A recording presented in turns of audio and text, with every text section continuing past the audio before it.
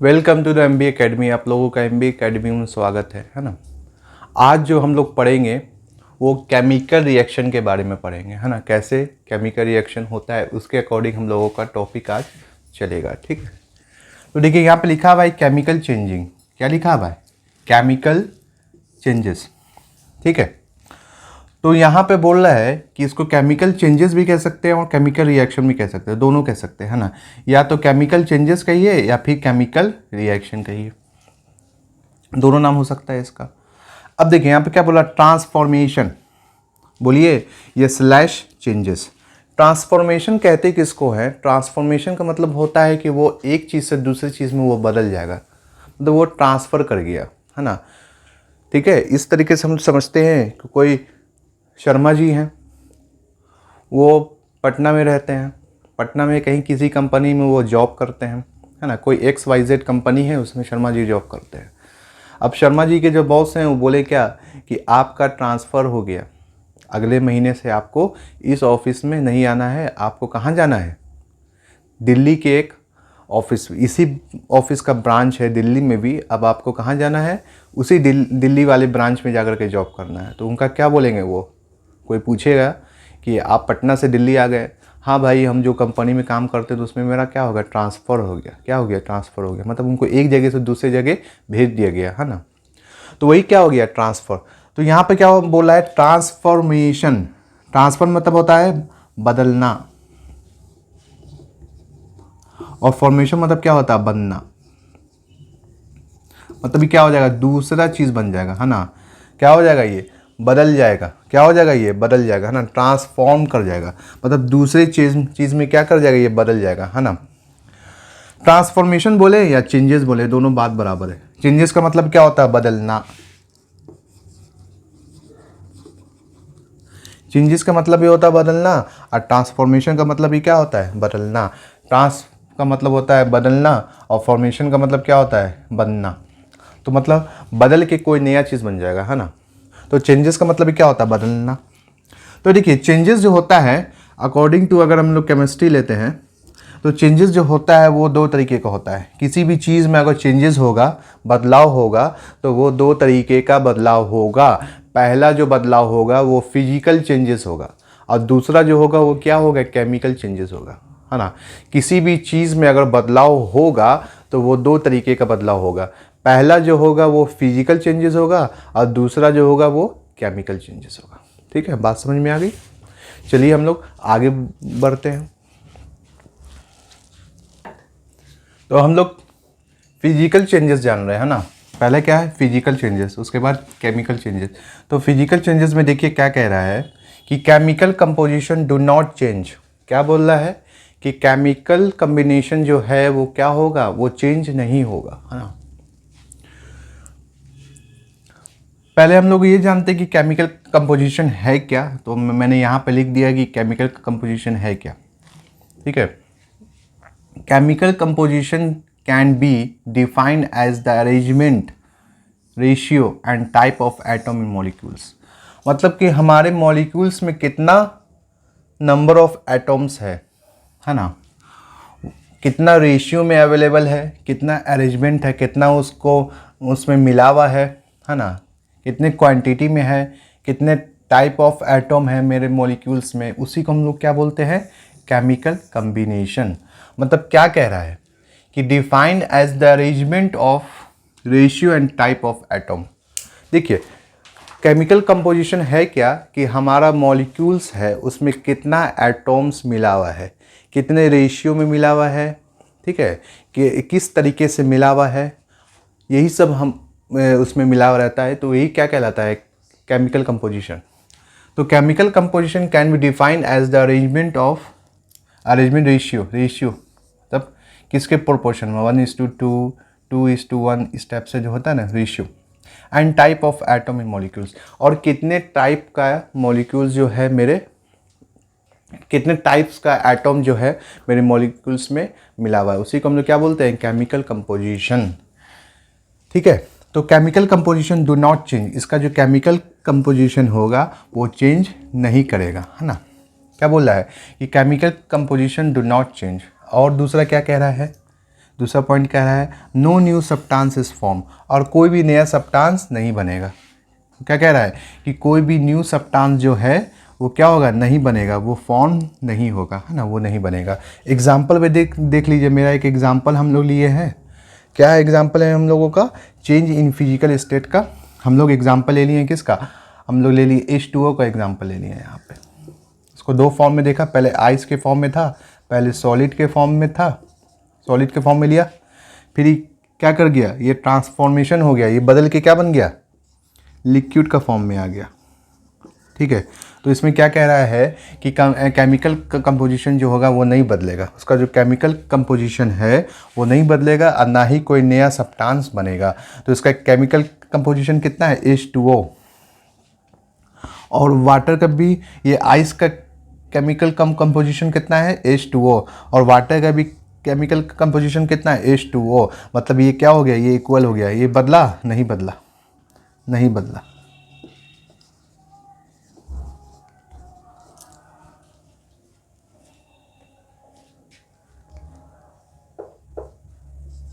नहीं बदला, है ना।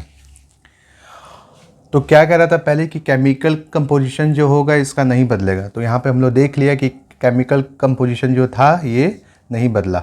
ठीक है, अब दूसरा क्या बोला है कि अलग सब्सटेंस भी नहीं बनेगा, no new substance is form, और दूसरा कोई सब्सटेंस भी नहीं बनेगा। तो यहाँ पर भी दूसरा कोई सब्सटेंस बना, नहीं बना। ये आइस के फॉर्म में था, अब पिघल के क्या बन गया, लिक्विड के फॉर्म में बन गया, तो कोई दूसरा सब्सटेंस भी नहीं बना। ठीक है, तो ये मेरा क्या है, फिजिकल चेंज का यहाँ पे हमने लिखा।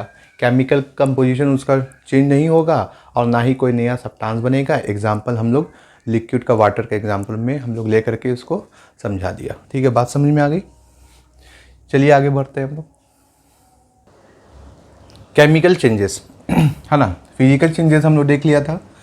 अब क्या देखेंगे, केमिकल चेंजेस, है ना। केमिकल कंपोजिशन, अब देखिए क्या बोल रहा है, केमिकल कंपोजिशन। कंपोजिशन हम बता चुके हैं, chemical composition. Chemical composition changes क्या करेगा, वो चेंज करेगा, बदलेगा।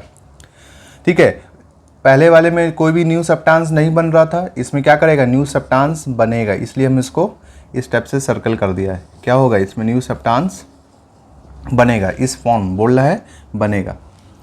ओल्ड बॉन्ड्स जो होगा, ओल्ड बॉन्ड्स जो होगा वो क्या करेगा, ब्रेक करेगा, वो टूटेगा, न्यू बॉन्ड्स फॉर्म।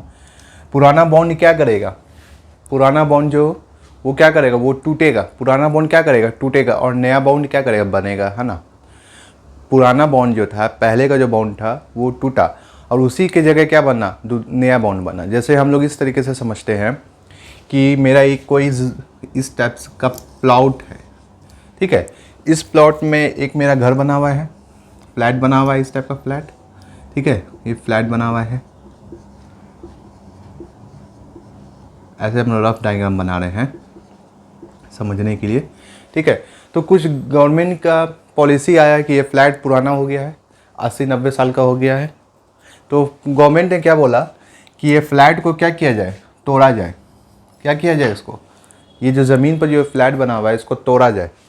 तो ये क्या किया, ये टूटा, टूट गया। क्या हुआ, ये टूटने लगा, है ना, ये तोड़ा गया, इसको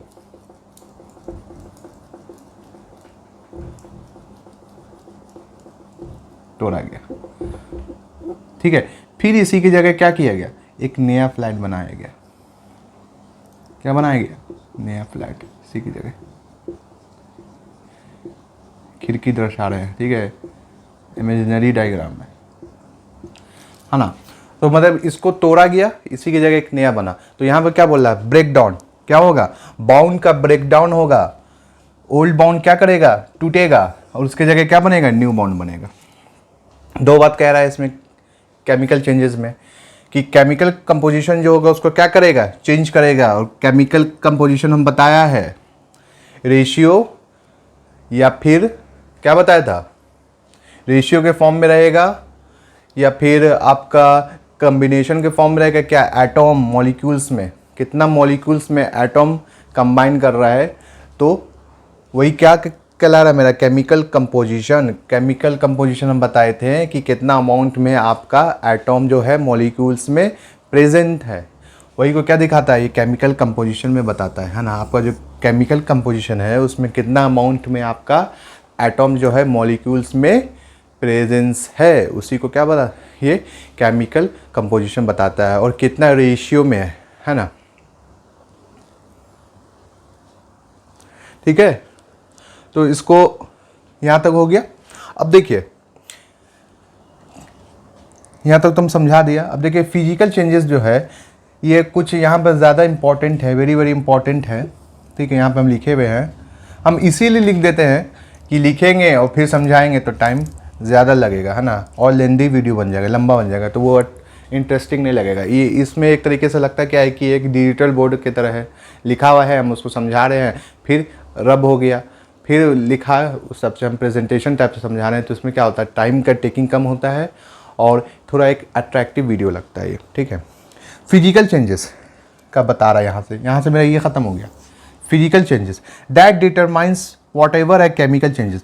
फिजिकल चेंज जो रहता है वो डिटरमाइन किसको करता है, किसको दर्शाता है, तो केमिकल चेंजेस को दर्शाता है ना। तो इसमें हम लोग वी ऑब्जर्व, इसमें हम लोग क्या क्या ऑब्जर्व करते हैं, तो इवोल्यूशन ऑफ गैस, गैस का बदलना है ना, इवोल्यूट करना, एक फॉर्म से दूसरे में गैस का बदलना। उसके बाद चेंजिंग कलर, कलर का बदलना, क्या कलर का बदलना, जैसे देखो ये ब्लू है, इस तरह से समझो, कलर का बदलना, लाइव एग्जांपल के तौर पर समझाते हैं। ये ब्लू लाइन है, ठीक है, ये ब्लू लाइन है मेरा। अब इस पर ब्लू लाइन है, इसको हम क्या कर देते हैं, काला लाइन इस पर जब डालते हैं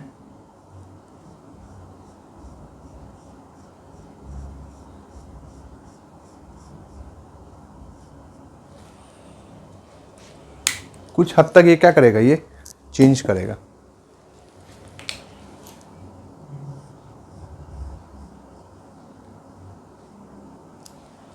ये फिर हम लोग ग्रीन और रेड मार्कर मिलाते हैं, है ना, देखते हैं कि इसका कैसे कलर का चेंजिंग होगा, है ना। इस टाइप से समझाते हैं। ब्लैक लिया लाइन, उसमें हम लोग ग्रीन या रेड मार्कर मिलाते हैं, तो कलर का कुछ चेंजिंग होगा।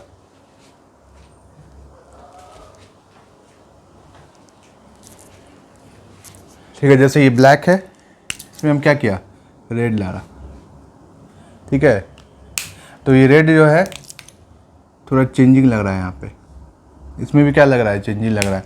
फिर हम इसको ब्लू डालेंगे, तो इस तरीके से क्या हो रहा है, ये कलर का चेंजेस हो सकता है कि मोबाइल पे क्लियर ये नहीं दिख रहा हो, है ना।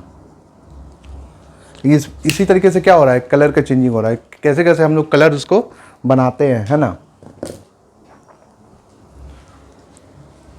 इसमें हो सकता है क्लियर नहीं दिख रहा होगा आपको, colour changing example. Colour changing, पहला इवोल्यूशन है, दूसरा कलर चेंजिंग है, तीसरा मेरा क्या है आपका, टेम्परेचर में चेंजिंग होगा। ये सब क्या है, फिजिकल चेंजिंग है, फिजिकल चेंजिंग में है। ठीक है, पहला क्या था, इवोल्यूशन ऑफ गैस, गैस का इवोल्यूशन करना, गैस का बदलना। दूसरा क्या होगा, चेंजिंग इन कलर, कलर का बदलना। जैसे हम यहाँ पे आपको कोशिश किया समझाने का, लेकिन उतना क्लियर इसमें कैमरा में नहीं आया होगा, रिकॉर्डिंग में। चेंजिंग इन टेम्परेचर, अब टेम्परेचर का चेंजिंग होना, क्या होना, टेम्परेचर का चेंजिंग होना, कलर इन टेम्परेचर। देखिए मार्कर का कलर थोड़ा चेंज हुआ है यहाँ पे, एग्जांपल के तौर पर देखिए, ब्लू में हल्का ब्लैकिश आ गया था। ठीक है, तो चेंज इन टेम्परेचर, टेम्परेचर का बदलना, चेंज इन फिजिकल स्टेट, और उसका फिजिकल स्टेट में बदल जाना। कोई उसका फिजिकल स्टेट मान लो क्या था, कोई सॉलिड है, यानी कोई आपका आइस क्यूब है, इसका फिजिकल स्टेट सॉलिड था, क्या था, सॉलिड। अब ये बदल के किस में बन गया, लिक्विड में बन गया, तो इसका फिजिकल स्टेट क्या हो गया, से बदल गया। ठीक है, ये सब ऑब्जर्व करने वाला है, तो आप इसको एक बार लिख लीजिए।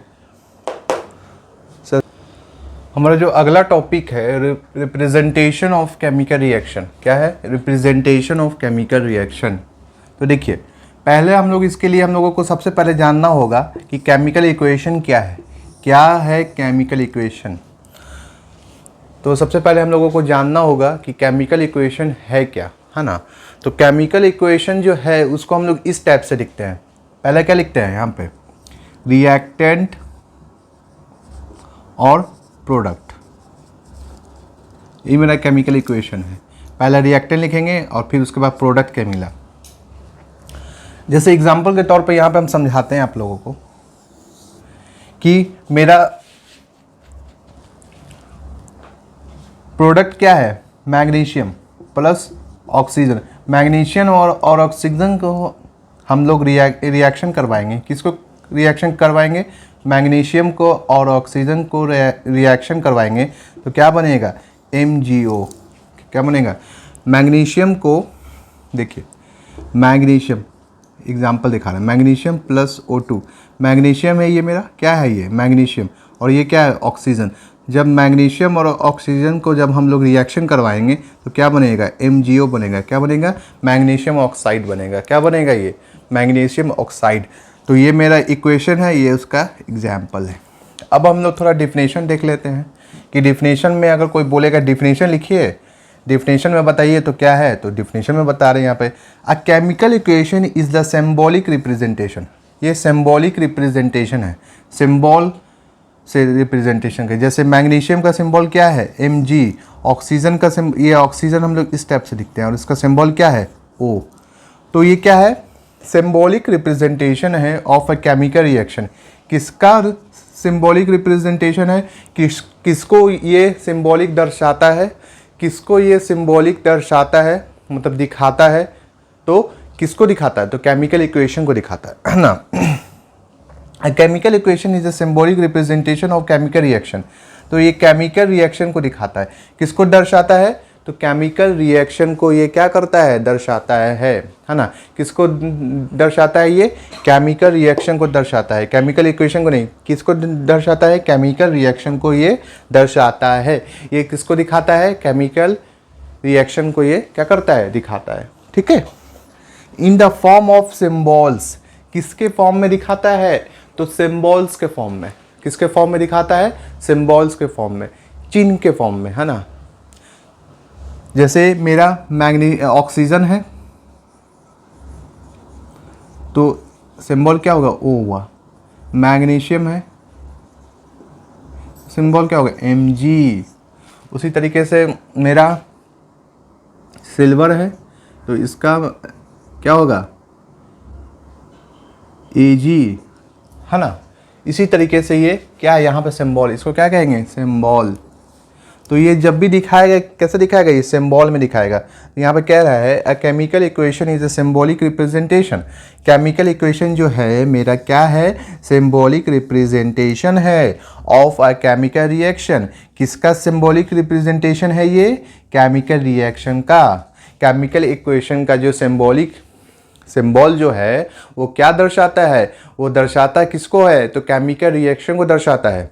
किसको दर्शाता है, किसको रिप्रेजेंट करता है, तो केमिकल रिएक्शन को रिप्रेजेंट करता है। इन द फॉर्म ऑफ, और किसके फॉर्म में, तो सिंबल के फॉर्म में, जैसा मैंने यहाँ पे लिखा है ना, ये सिंबल के फॉर्म में। एंड फॉर्मूला, और उसका क्या होता है, फॉर्मूला होता है। wherein the reaction entires are given on the left hand side and the product entire on the right hand side। मतलब बोल रहा है कि मेरा जो रिएक्शन होगा वो लेफ्ट हैंड साइड होगा और जो मेरा प्रोडक्ट होगा वो राइट हैंड साइड होगा। क्या होगा, मेरा जो रिएक्शन होगा वो किधर होगा, लेफ्ट हैंड साइड, अब प्रोडक्ट जो होगा वो किधर होगा, राइट हैंड साइड। जैसे देखिए यहाँ पे मेरा ये क्या है, मेरा जो ये है MgO, ये जो MgO है ये क्या है, मेरा रिएक्शन है। क्या है ये, मेरा रिएक्शन, ये मेरा रिएक्शन है। और ये किस साइड है, तो लेफ्ट साइड है। किस साइड है ये, लेफ्ट साइड है। LHS जिसको कहते हैं, लेफ्ट हैंड साइड, है ना। ये क्या है, मेरा लेफ्ट हैंड साइड है। MgO ये रिएक्शन है, ये क्या है, मेरा रिएक्टेंट है। क्या है, मेरा रिएक्टेंट, है ना।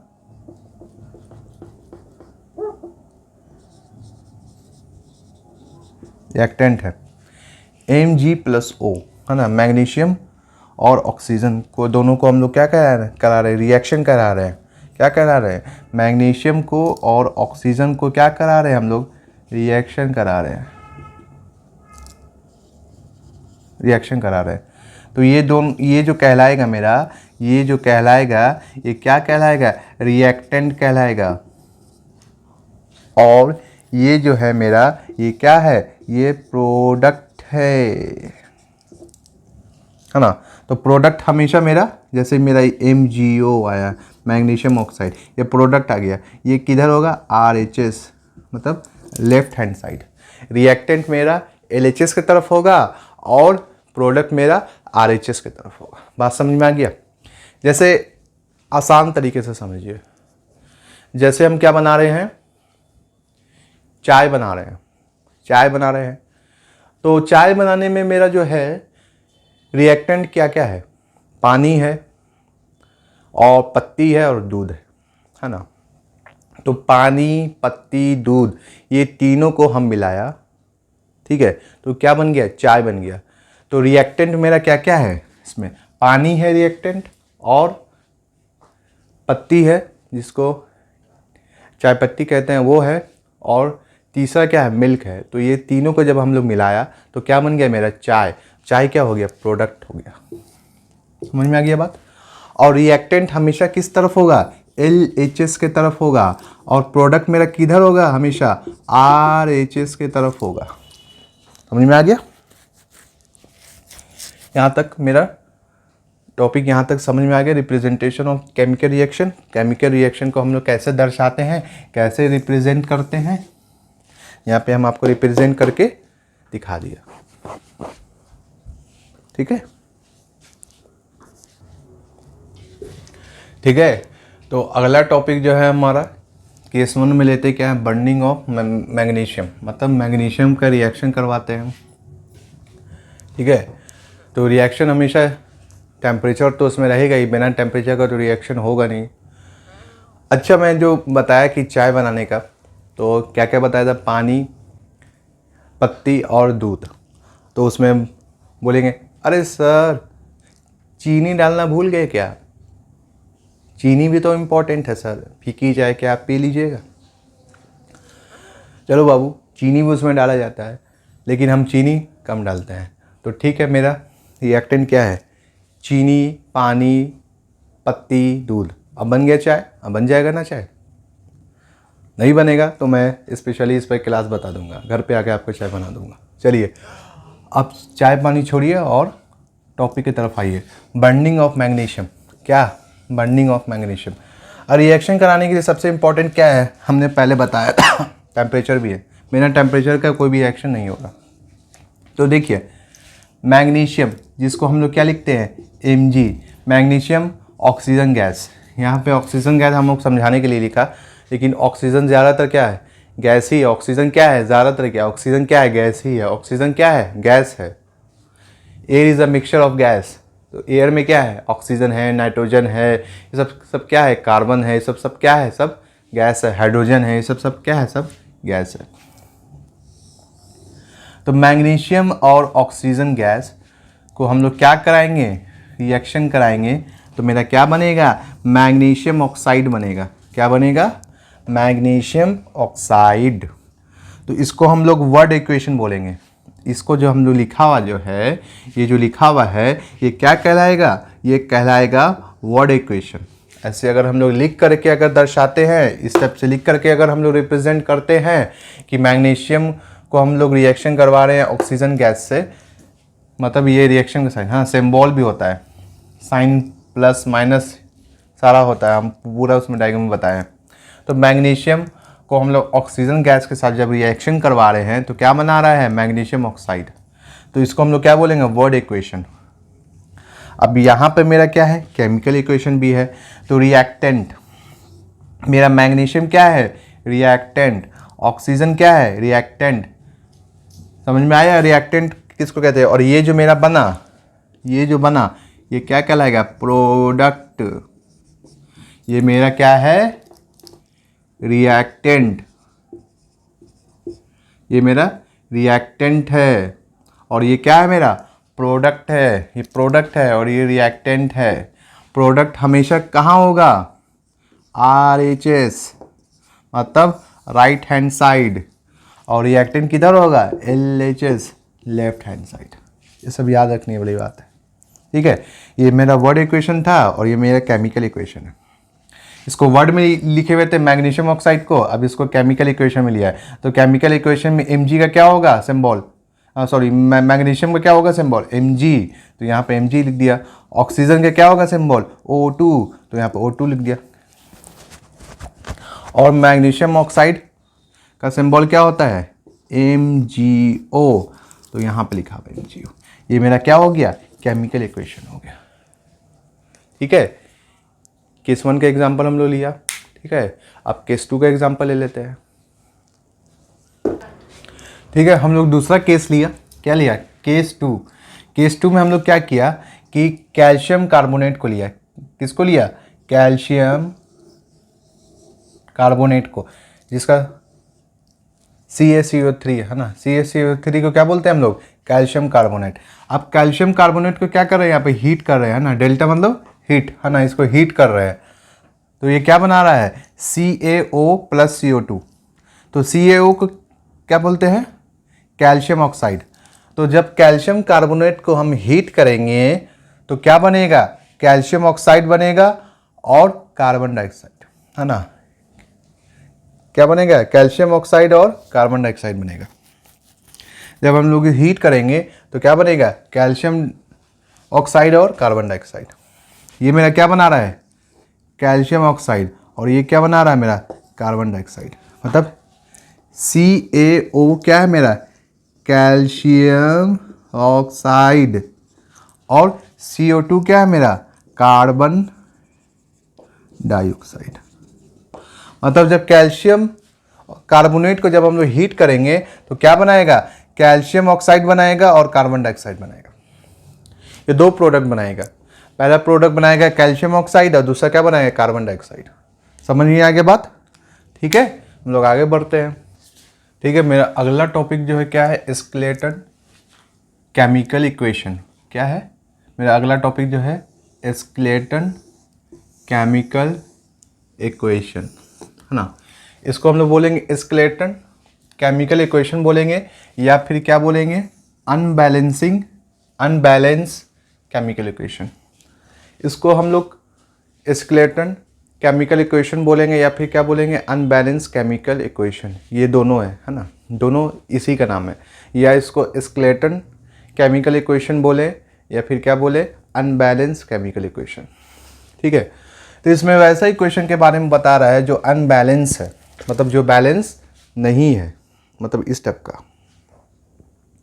बैलेंस का मैंने एक अच्छा एग्जांपल बताया था कि इस टाइप से रखते हैं तो बैलेंस हो जाता है, कि धीरे धीरे इसको हटाएंगे तो क्या हो जाएगा, ये अनबैलेंस होने लगेगा, ठीक है। तो skeleton chemical equation must be balance to follow the rule of conservation of mass. तो स्केलेटन केमिकल इक्वेशन जो है वो क्या करता है, वो law of conservation of mass को क्या करता है, फॉलो करता है ना। Law of conservation of mass को क्या करता है, फॉलो करता है। कौन फॉलो करता है, तो स्केलेटन केमिकल इक्वेशन मेरा क्या फॉलो करता है, law of conservation of mass.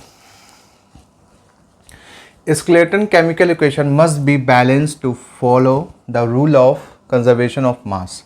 तो मेरा जो स्केलेटन केमिकल इक्वेशन जो है ये क्या फॉलो करता है, तो law of conservation of mass. ये क्या फॉलो करता है, आपका law of conservation of mass को ये फॉलो करता है। तो यहाँ पे देखिए, mass of reactant equal to mass of product. जितना मास ऑफ रिएक्टेंट होगा उतना ही क्या होगा, जितना मास होगा रिएक्टेंट का, जितना वेट होगा रिएक्टेंट का, उतना ही वेट किसका होगा, प्रोडक्ट का भी होगा, ठीक है। क्या कह रहा है कि जितना वेट होगा रिएक्टेंट का मेरा, उतना ही वेट किसका होगा, प्रोडक्ट का भी होगा। Number of atom in reactant. अब रिएक्टेंट में कितना नंबर ऑफ एटम है, मतलब रिएक्टेंट में कितना नंबर ऑफ एटम, मतलब एटम की कितना संख्या है ना।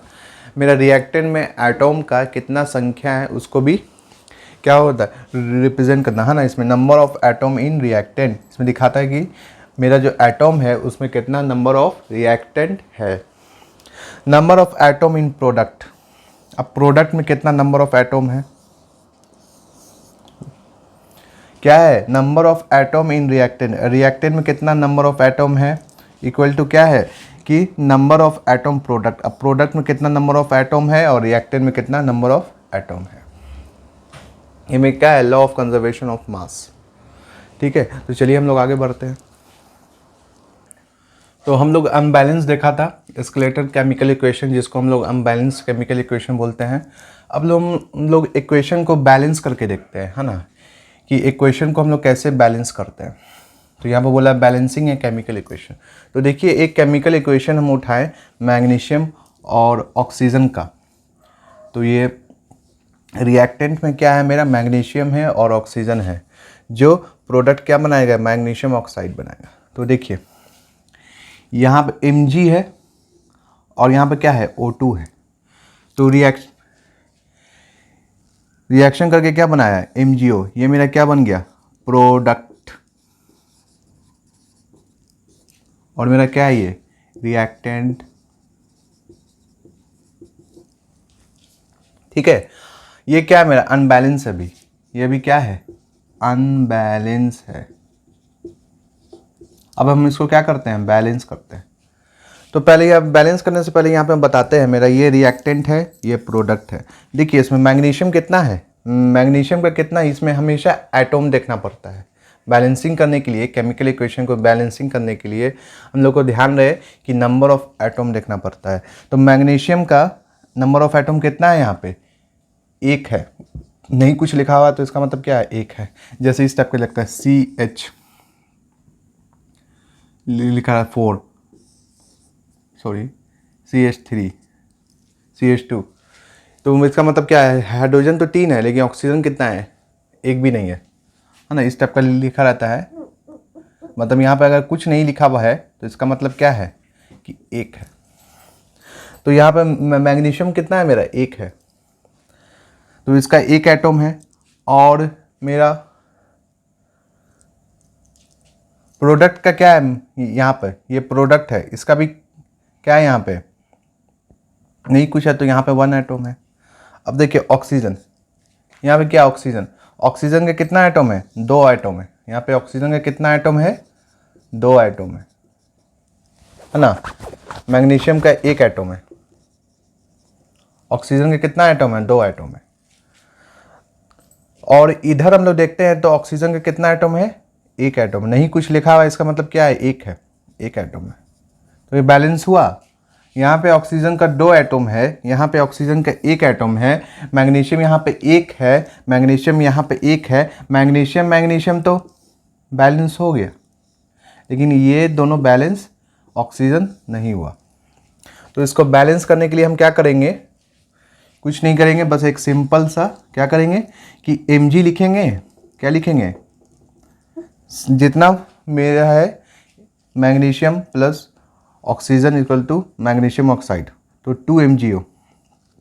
तो हम लोग क्या करेंगे इसको लिखने के लिए यहाँ पर 2 लिख देंगे और यहाँ पर 2 लिख देंगे। अब मेरा क्या हो जाएगा ये बैलेंस हो जाएगा, क्या हो जाएगा ये अब बैलेंस हो जाएगा।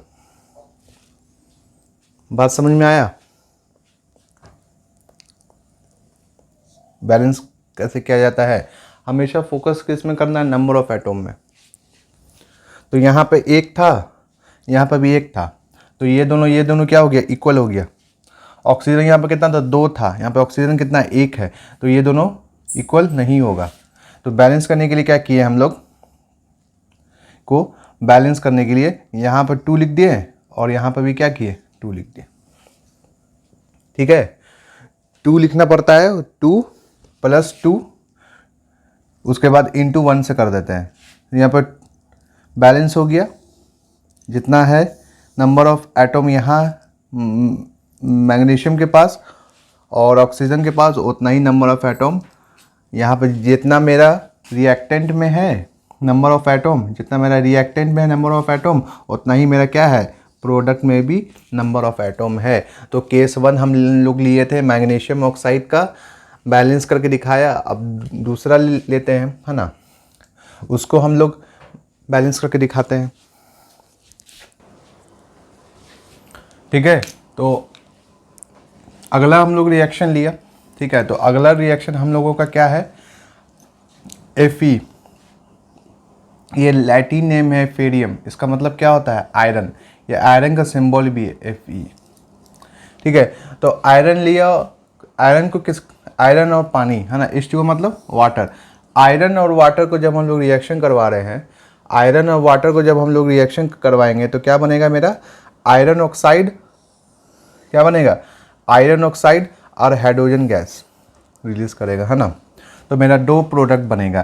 पहला जो प्रोडक्ट बनेगा मेरा आयरन ऑक्साइड बनेगा, और दूसरा जो प्रोडक्ट बनेगा मेरा क्या बनेगा, हाइड्रोजन गैस, है ना। तो जब आयरन और वाटर को जब हम लोग रिएक्शन करवाएंगे तो जो मेरा प्रोडक्ट बनेगा ये क्या है मेरा, ये रिएक्टेंट है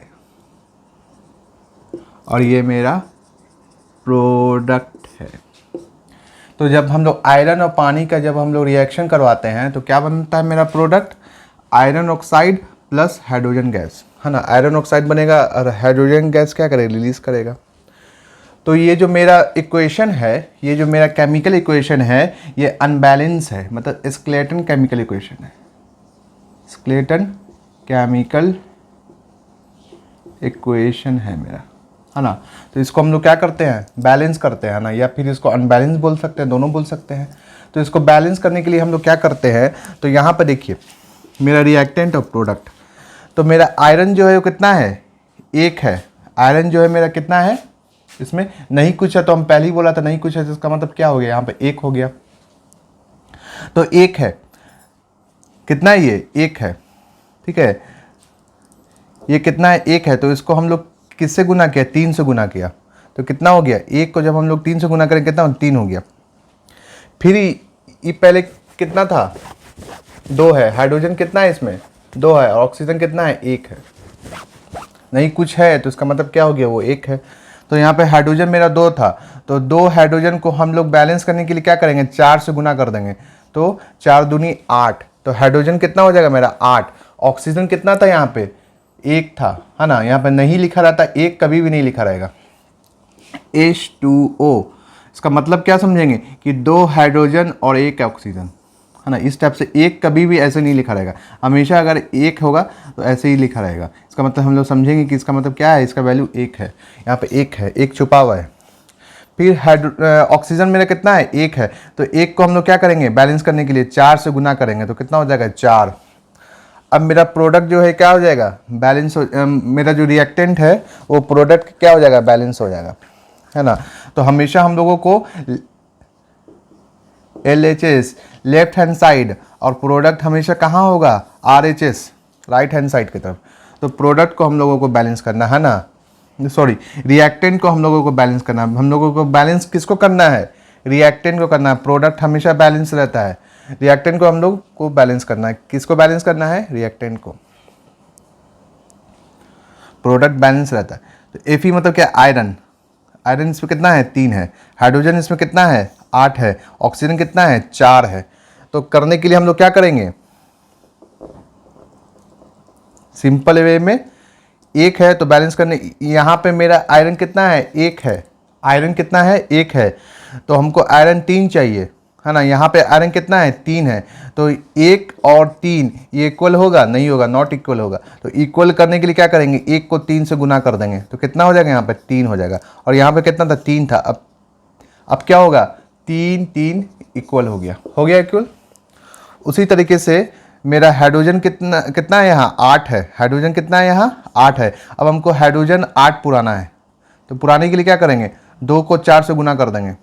क्या करेंगे, 2 को 4 से गुना कर देंगे, तो 8 आ जाएगा मेरा। तो 8 8 क्या हो गया, इक्वल हुआ, हाँ इक्वल हो गया। फिर मेरा ऑक्सीजन कितना है, 4 है। और इधर ऑक्सीजन कितना, 1 है। तो 1 को हमको क्या करना होगा, 4 करना होगा। तो करने के लिए क्या करेंगे, 1 को 4 से गुना कर देंगे, तो कितना हो जाएगा, 4। तो इस तरीके से मेरा क्या हो गया, ये इक्वेशन मेरा बैलेंस हो गया। तो देखिए उसी तरीके से यहाँ पे हम आपको बैलेंस करके दिखाया और साइड में पूरा इसको समझा करके दिखाया, है ना, रिएक्टेंट और प्रोडक्ट। तो देखिए यहाँ पे कितना है, 3 है। कितना है यहाँ पे, 3। क्या है कि यहाँ पे क्या है, फेरियम कितना है यहाँ पे मेरा, आयरन कितना है यहाँ पे, 3 है। आयरन कितना है यहाँ पे, 3 है। ऑक्सीजन कितना है, आयरन का कितना है 3 है, ऑक्सीजन का कितना है 4 है, और हाइड्रोजन का कितना है 4 है। तो इसको हमको बैलेंस करना है। अब देखिए, इसको पहले छोड़ दीजिए। अब देखिए यहाँ पे मेरा आयरन कितना है 1 है, और हाइड्रोजन कितना है यहाँ पे 2 है, ऑक्सीजन कितना है यहाँ पे 1 है। तो इसको हम लोग क्या करना है, बैलेंस करना है। तो क्या करेंगे, 3 पुराने के लिए 3 को 1 से मल्टीप्लाई कर देंगे, 3 हो गया। अब क्या करना है यहाँ पे हमको 8 पुराना है ना, हाइड्रोजन को कितना पुराना है 8 पुराना है, तो 2 को क्या कर देंगे 4 से गुना कर देंगे, कितना हो जाएगा 8 हो जाएगा। उसी तरीके से ऑक्सीजन कितना है यहाँ पे मेरा 1 है, और यहाँ ऑक्सीजन कितना है 4 है। तो क्या करेंगे, एक को ऑक्सीजन 1 है, इधर 4 है, तो इसको 4 से गुना कर देंगे, 4 हो जाएगा। मेरा हो गया बैलेंस। यहाँ पे 3 लिख देंगे, और यहाँ पे क्या लिखेंगे, यहाँ पे 4 लिख देंगे। तो मेरा क्या हो गया, ये बैलेंस हो गया। समझ में आ गया।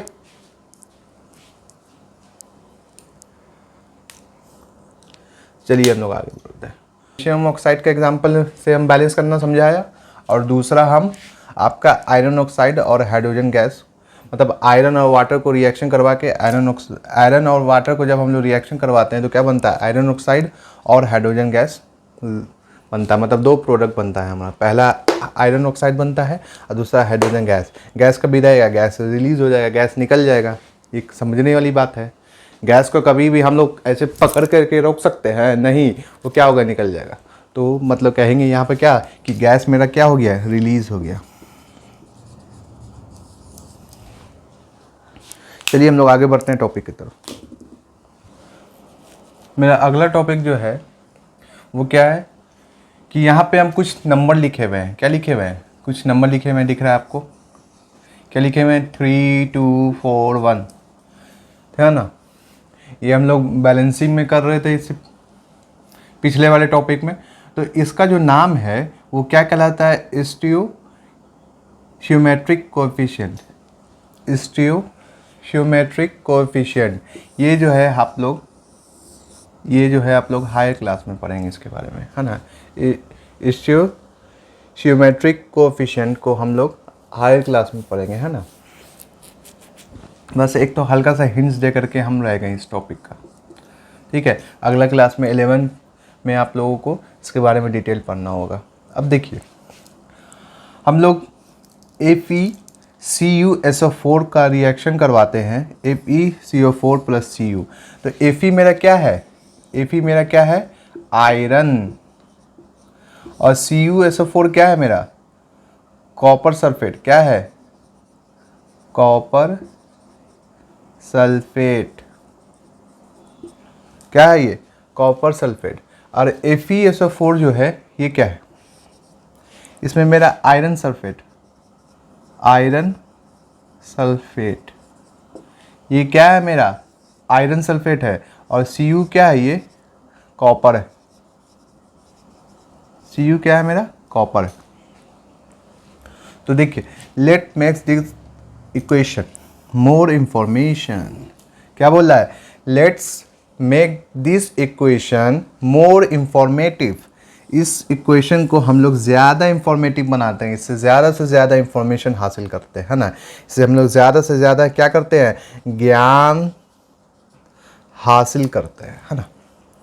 तो देखिए CuSO4 जो है मेरा, CuSO4 जिसको हम क्या बोले थे, इसका नाम कॉपर सल्फेट। क्या बोले थे इसको, कॉपर सल्फेट नाम है इसका, CuSO4। और इसका ये सिंबल है CuSO4 का। नाम क्या है इसका, केमिकल नेम क्या है इसका, कॉपर सल्फेट। क्या है CuSO4 का केमिकल नेम, कॉपर सल्फेट। क्या है CuSO4 का केमिकल नेम, कॉपर सल्फेट। और ये जो किस स्टेट में पाया जाता है, तो ये लिक्विड स्टेट में पाया जाता है, एक्वस के स्टेट में, है ना। तो यहाँ पे देखिए AQ कोई भी रिएक्शन में आप लोग देखते होंगे इस टाइप से लिखा रहता होगा AQ। ये सब हम लोगों को जानना है कि इसका मतलब क्या होता है। तो इसका मतलब होता है एक्वस सॉल्यूशन। कहीं पर भी AQ होगा, इसका मतलब आप लोग समझिएगा कि ये एक्वस सॉल्यूशन है और ये कैसा है स्टेट में, तो लिक्विड। कहीं पे S लिखा रहेगा तो S का मतलब सॉलिड हो जाएगा, कहीं पे L लिखा रहेगा उसका मतलब लिक्विड हो जाएगा, और कहीं पे G लिखा रहेगा उसका मतलब क्या हो जाएगा, गैस। मतलब क्या हो जाएगा, गैस, है ना। इसका मतलब क्या हो जाएगा, गैस मतलब हो जाएगा। ठीक है, तो यहाँ पे हम लोग देखते हैं कि रिएक्शन करवाते हैं Fe और CuSO4 को। ठीक है, Fe और CuSO4 को मिलाते हैं हम लोग, रिएक्शन करवाते हैं। Fe मतलब आयरन, जिसका लैटिन नेम क्या है, फेरियम। CuSO4 जो है मेरा यहाँ पे लिखा हुआ है AQ, मतलब क्या है ये, एक्वस, है ना। तो सल्फर कॉपर सल्फेट है, क्या है ये, कॉपर सल्फेट। ACuSO4 क्या है मेरा, कॉपर सल्फेट है। तो ये दोनों को रिएक्शन करवाते हैं हम लोग। ये क्या है मेरा, रिएक्टेंट, है ना। और ये LHS है। रिएक्टेंट हमेशा कहाँ होगा, लेफ्ट हैंड साइड की तरफ होगा, और प्रोडक्ट जो मेरा होगा वो कहाँ होगा, RHS, राइट हैंड साइड की तरफ। ठीक है, तो हम लोग FeSO4 को रिएक्शन करवाते हैं तो मेरा क्या बनता है, FeSO4 क्या बनता है, FeSO4 मतलब आयरन सल्फेट। और ये किस फॉर्म में बनेगा, तो एक्वस के फॉर्म में बनेगा। किस फॉर्म में बनेगा, एक्वस के फॉर्म में बनेगा। और कॉपर मेरा जो रहेगा, इस पे दो प्रोडक्ट बनेगा। पहला जो मेरा प्रोडक्ट बनेगा वो क्या बनेगा, आयरन सल्फेट, और दूसरा जो बनेगा मेरा क्या है, कॉपर। और कॉपर इस का मतलब क्या बताते हैं हम, सॉलिड। कॉपर कैसा रहेगा, सॉलिड। ठीक है, आप लोग नोट डाउन कीजिए इसको, है ना।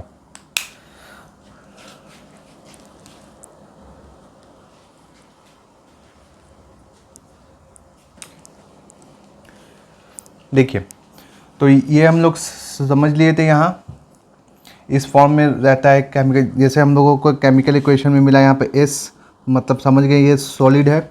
उसी तरीके से अगर यहाँ पे L लिखा रहेगा तो हम लोग समझ जाएंगे ये लिक्विड है। उसी तरीके से G लिखा रहेगा तो हम लोग समझ जाएंगे ये गैस है।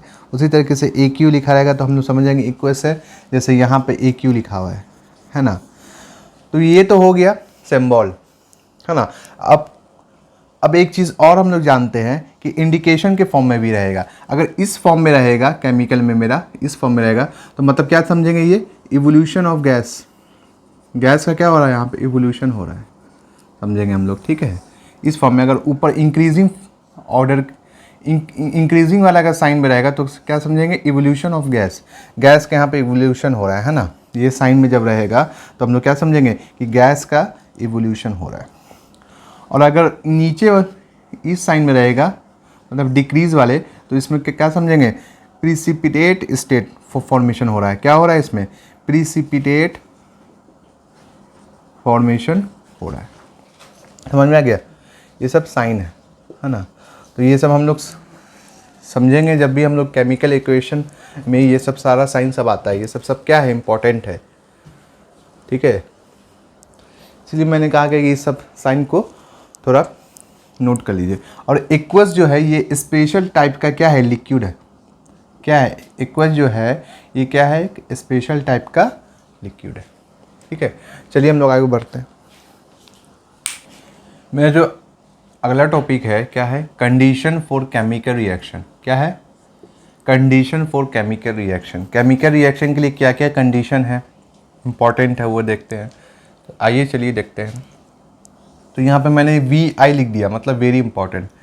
तो किसी भी रिएक्शन के लिए, किसी भी केमिकल रिएक्शन के लिए क्या क्या इंपॉर्टेंट है, जो बहुत इंपॉर्टेंट है, वो यहाँ पे हम डिस्कस किया है। तो आइए हम लोग समझते हैं कि क्या क्या है। तो physical contact between the reaction. पहला क्या है कि किसी भी केमिकल रिएक्शन के लिए सबसे ज़्यादा पहला इंपॉर्टेंट क्या है कि उसका फिजिकल कांटेक्ट हो। रिएक्शन में क्या हो, फिजिकल कांटेक्ट हो, फिजिकली वो क्या हो, कांटेक्ट हो। दूसरा क्या होगा, हीट हो। कोई भी रिएक्शन हो रहा है, बिना हीट के रिएक्शन होगा, नहीं होगा। तो रिएक्शन होने के लिए दूसरा क्या इंपॉर्टेंट है, हीट इंपॉर्टेंट है। फिर तीसरा क्या है, सनलाइट इंपॉर्टेंट है, मतलब सूर्य की रोशनी, है ना, वो भी रिएक्शन के लिए इंपॉर्टेंट है। और चौथा क्या है मेरा, प्रेशर। प्रेशर भी इम्पॉर्टेंट है ना, बिना प्रेशर के रिएक्शन नहीं हो पाएगा। रिएक्शन होने के लिए पहला मेरा क्या था, physical contact between the reaction. Reaction के लिए फिजिकल कांटेक्ट मतलब कंडीशंस समझ रहे हैं, मतलब क्या क्या ज़रूरत है, क्या क्या कंडीशन है, क्या क्या शर्त है केमिकल रिएक्शन होने के लिए, क्या क्या शर्त है। तो पहला शर्त हम लोग देखा, physical contact between the reactant. Reactant का फिजिकल कांटेक्ट होना चाहिए। दूसरा हीट होना चाहिए। हीट तो आप लोग समझ रहे हैं ना, तो उसको एनर्जी प्रोवाइड कर रहे हैं। रिएक्शन होता है तो बिना हीट के भी रिएक्शन होगा नहीं, हीट। तीसरा सनलाइट, रिएक्शन जो होता है वो सनलाइट के प्रेजेंस में होता है। चौथा क्या है मेरा, प्रेशर। और प्रेशर जो है मेरा, ये जो साइन है ये क्या साइन है, इंक्रीज। प्रेशर बढ़ा के भी हम लोग करते हैं रिएक्शन, और प्रेशर को घटा के भी।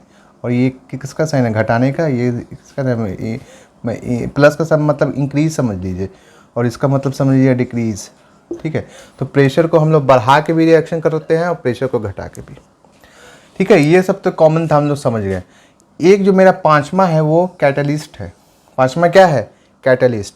ये भी बहुत इंपॉर्टेंट है। अगर ये सब है लेकिन कैटलिस्ट नहीं है तो मेरा रिएक्शन नहीं होगा। जैसे फोटोसिंथेसिस होता है, तो फोटोसिंथेसिस के लिए क्या है, पेड़ जो अपना खाना बनाता है उसके लिए क्या क्या इंपॉर्टेंट है, सनलाइट इंपॉर्टेंट है, पानी का इंपॉर्टेंट है ना, सॉइल का इंपॉर्टेंट है, मॉइस्चर का इंपॉर्टेंट है, ये सब चीज़ का इंपॉर्टेंट है कि नहीं।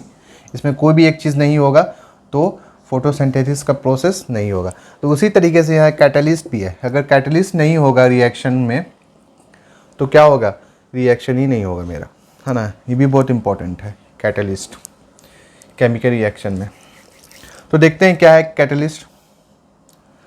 अ substance which does not take part in product formation. वैसा सब्सटेंस जो प्रोडक्ट फॉर्मेशन में भाग नहीं लेता है। कैटलिस्ट क्या है, वैसा सब्सटेंस है जो प्रोडक्ट के फॉर्मेशन में, जो प्रोडक्ट जो बनता है उसमें वो भाग नहीं लेता है। ठीक है, बट और ये करता क्या है, यहाँ पे ये मेन काम करता है। यहाँ तक तो ये कुछ नहीं करता है, लेकिन मेन काम इसका यहाँ से शुरू होता है। But increase the rate of reaction. Rate of reaction जो है उसको क्या करता है, इंक्रीज करता है, मतलब रेट ऑफ रिएक्शन को बढ़ा देता है ना। किसी में बहुत स्लो होता है तो क्या करता है, रेट ऑफ रिएक्शन को बढ़ा देता है। बिना कैटलिस्ट के रिएक्शन नहीं हो पाएगा।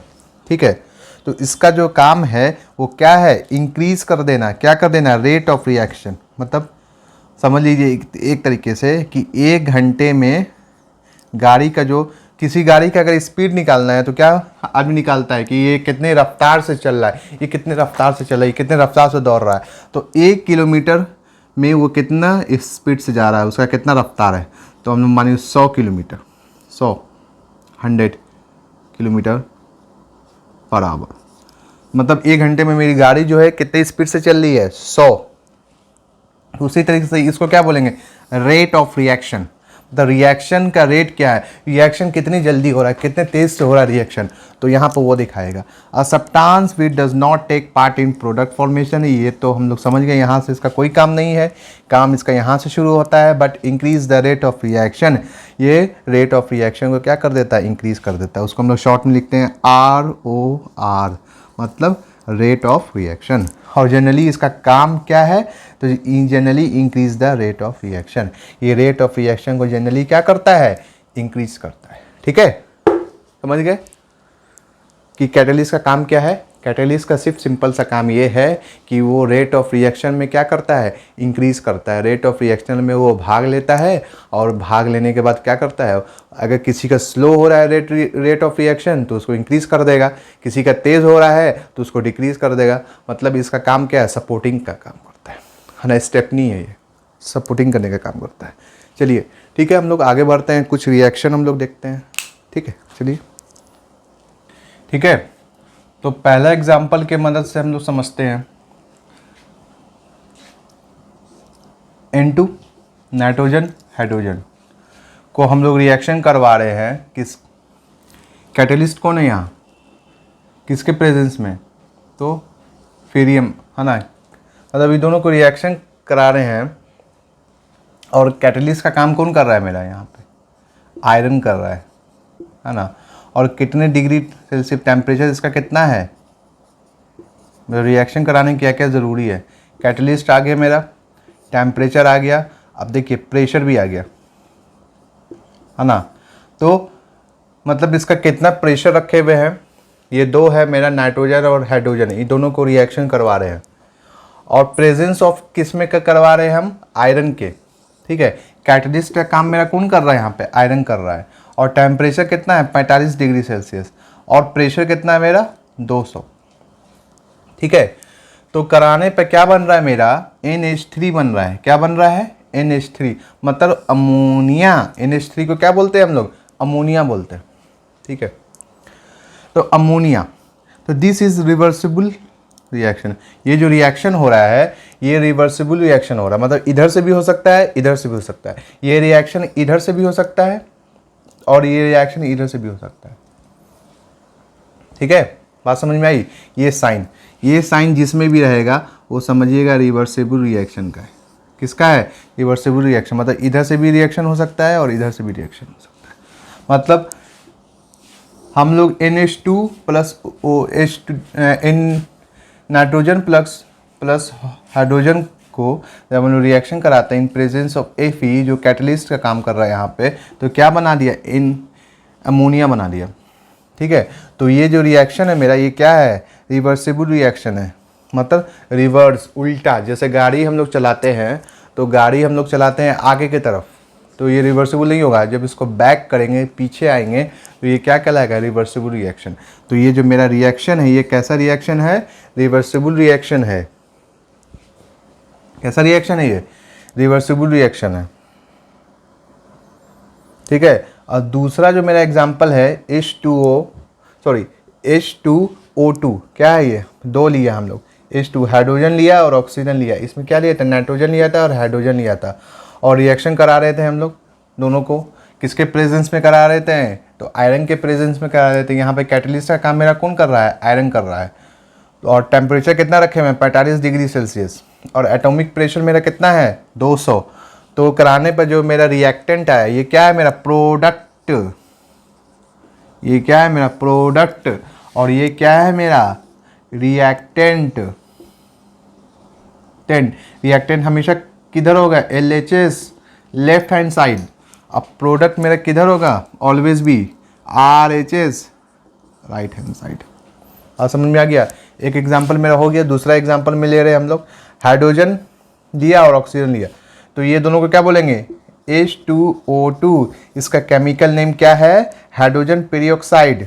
क्या है इसका केमिकल नेम, H2O2 का केमिकल नेम क्या है, हाइड्रोजन पेरिऑक्साइड। हमेशा याद रखिएगा क्या है, H2O2 का केमिकल नेम हाइड्रोजन पेरोक्साइड। क्या है, हाइड्रोजन पेरोक्साइड, है ना। क्या है, H2O2 का केमिकल नेम हाइड्रोजन पेरोक्साइड, ठीक है। तो H2O और H2O को हम लोग जब इसको रिएक्शन कराते हैं H2O2 को, तो क्या बनाता है, H2O प्लस ऑक्सीजन। H2O का मतलब क्या हो गया, वाटर। क्या बना यहाँ पे, वाटर बना और प्लस ऑक्सीजन निकला। तो ये जो रिएक्शन होता है ये बहुत फास्ट रिएक्शन होता है। कैसा रिएक्शन होता है, ये बहुत फास्ट रिएक्शन होता है।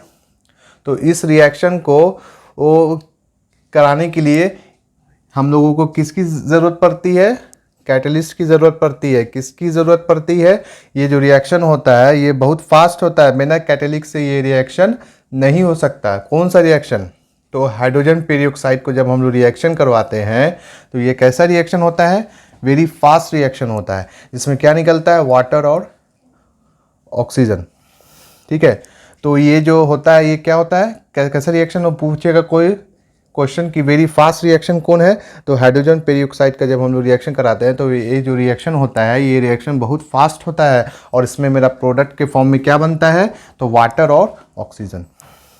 तो make it slow we introduce catalyst. तो इसको स्लो करने में किसका यूज होता है, कैटलिस्ट का। किसका यूज होता है, कैटलिस्ट का।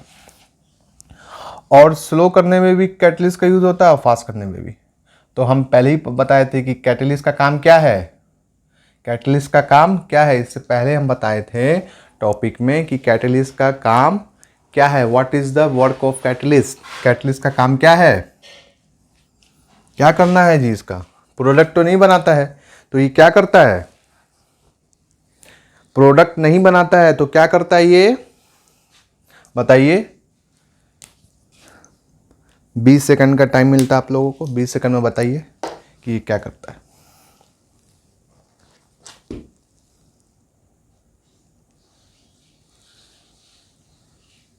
टाइम खत्म। क्या करता है ये करता है इंक्रीज करने का काम करता है, बढ़ाने का काम करता है। Generally increase the temperature. क्या करता है ये, टेम्परेचर को बढ़ाने का काम करता है, जनरली इंक्रीज करने का काम करता है। ठीक है, बात समझ में आई। किस चीज को इंक्रीज करने का काम करता है ये, तो बता दिया कि ये इंक्रीज करने का काम करता है। तो ये किसको इंक्रीज करने का काम करता है, तो ये जो इंक्रीज करने का काम करता है ये आर को, मतलब बताए थे ROR का मतलब क्या होता है, रेट ऑफ रिएक्शन, कि मेरा जो रिएक्शन हो रहा है वो किस रेट से हो रहा है।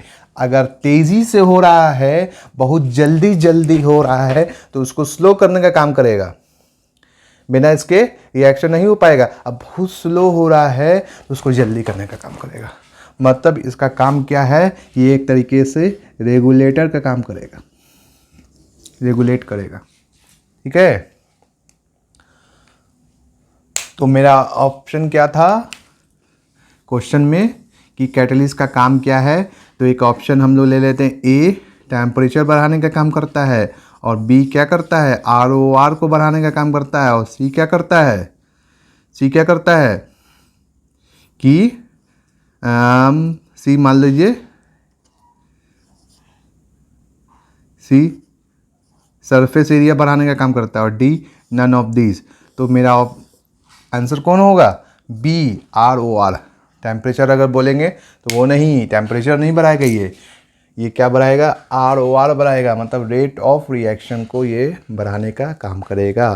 ठीक है, हमारा क्लास जो है यहाँ पे आज का समाप्त होता है, और इसको हम लोग 2 पार्ट में ले करके चल रहे हैं हम लोग केमिकल रिएक्शन को। एक पार्ट कंप्लीट हो गया, दूसरा पार्ट हम लोग पढ़ेंगे, उसके बाद हम लोगों का ये जो मैटर इन आवर सराउंडिंग है ये चैप्टर कंप्लीट हो जाएगा। ठीक है, ठीक है, जब तक के लिए क्या कीजिएगा, सेल्फ स्टडी कीजिएगा, पढ़ाई कीजिएगा और अपना ख्याल रखिएगा, है ना। बड़े बुजुर्ग का इज्जत कीजिएगा, छोटे से प्यार कीजिएगा, और जय हिंद, जय भारत।